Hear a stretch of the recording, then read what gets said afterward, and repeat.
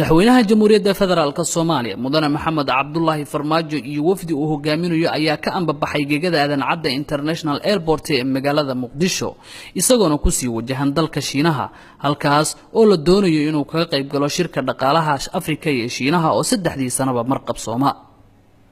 madaxweynaha iyo wafdigiisa ayaa la kulmi doona mas'uuliyiinta Shiinaha halka madaxweyne Farmaajona uu la kulmi doono dhigiisa dalkaasi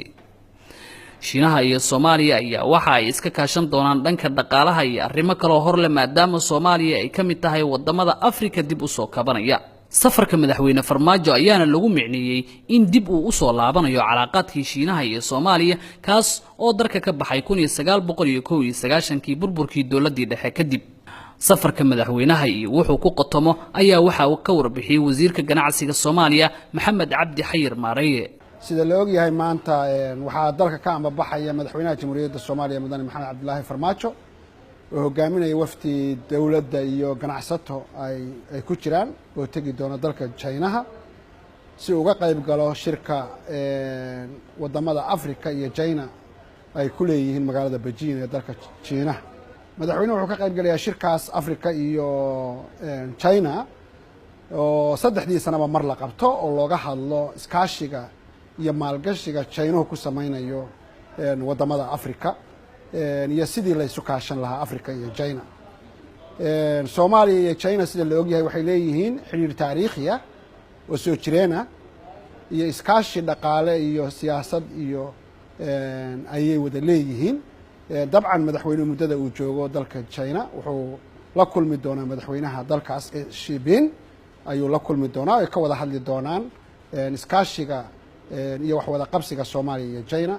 iyo sidii loo xoojin lahaa xiriirkii wanaagsanaa iyo wax wada qabsiga ka dhaxayn jiray China iyo Soomaaliya madaxweynuhu wuxuu madaxweynaha China kala hadli doonaa in China soo uu maalgashiga uu ku samaynayo Afrika in uu ku daro dawladda Soomaaliyeed oo ilaa hadda uu waxba maalgashi oo China aan ka soconin sidii maalgashiga ballaaran ee Afrika uu ku sameeyay China Soomaaliya doorkeeda uga heli lahayd ayuu kala hadli doonaa madaxweynaha Soomaaliya waxaan rajaynaynaa xagga maalgashiga iyo xagga kale ee iskaashiga ganacsiga in iyadana heshiis laga gaaro sababtoo ah China waa dal aynu ka soo gadanno ama ganacsatada Soomaaliya ka soo gataan wax badan laakiin dhinaca kale aan Soomaaliya wax badan aanay u dhoofin marka madaxweynaha waxay ka hadli doonaan sidii Soomaaliyana ay dalka China ugu dhoofin lahayd khayraadkeena uu kamid yahay kalluunka iyo hilibka xoolaha iyo wax soo saarka beeraha